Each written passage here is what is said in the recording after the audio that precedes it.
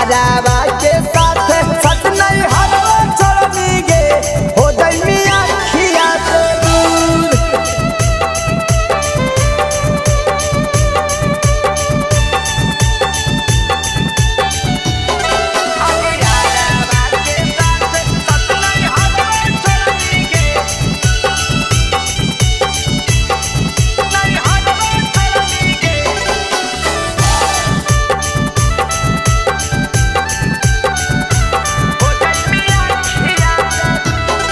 अगे हमारा के रहत तो तरई तो बाराती यही सोच सोची हमारा फटा कौछाती हे गे।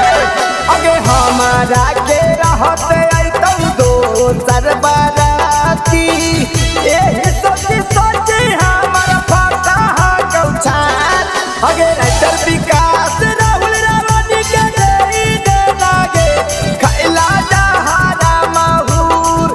अगे राइटर विकास राहुल रावणी के देई देना गे खैला जहारा महूर।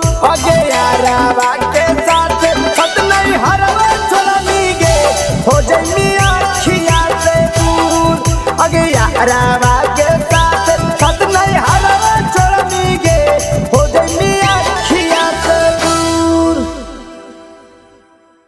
presented by Colors Recording Studio, Chewala।